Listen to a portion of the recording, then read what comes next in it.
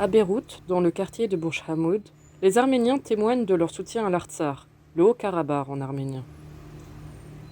Aux fenêtres, les drapeaux de la région sont visibles, la bande blanche symbolisant l'appartenance du Haut-Karabakh à l'Arménie. L'Azerbaïdjan assiège le Nagorno-Karabakh depuis presque 3 mois. Et l'Azerbaïdjan vise non seulement à annexer le Nagorno-Karabakh, mais aussi à s'emparer d'autres territoires arméniens, notamment dans le sud de l'Arménie, et ce, en coupant la frontière entre l'Arménie et l'Iran.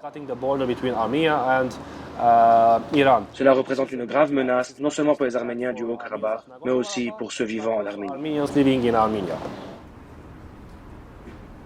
Stepanakert, capitale du Haut-Karabakh.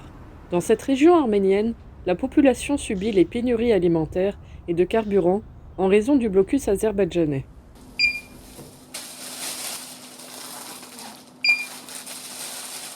En cours depuis décembre 2022, ce dernier coupe le corridor de Latchine qui relie la région à l'Arménie.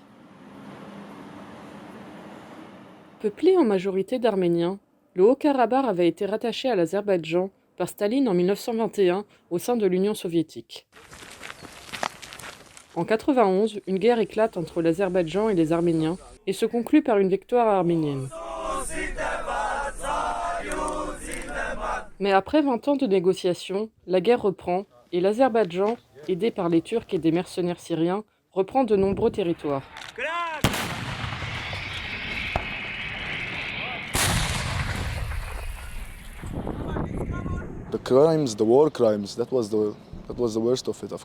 Les crimes de guerre, c'était le pire, bien sûr.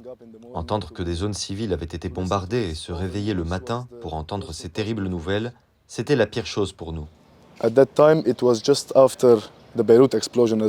Et à cette époque, c'était également juste après l'explosion du port de Beyrouth. Nous étions un peu déprimés, nous ne nous sentions pas très bien. Et quand on a entendu les nouvelles, nous étions dévastés. Malgré la présence des forces russes pour assurer la paix et une médiation européenne, les Arméniens se sentent abandonnés par la communauté internationale. J'étais au Nagorno-Karabakh en juillet 2022. La situation était extrêmement difficile.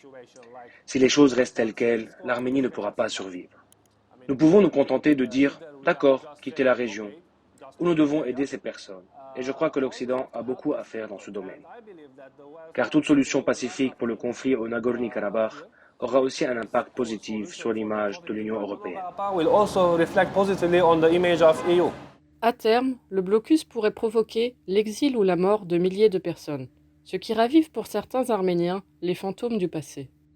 Au départ, c'était juste une guerre, et maintenant c'est sous blocus. Et après, qui sait ce qu'il se passera? Je veux dire, il y a des réflexions dans la tête des gens qu'il pourrait peut-être y avoir un nouveau génocide. On ne sait jamais dans ce genre de situation, particulièrement avec des tyrans comme Aliyev et Erdogan toujours au pouvoir. Une situation largement oubliée par la communauté internationale dont l'attention se concentre sur l'Ukraine.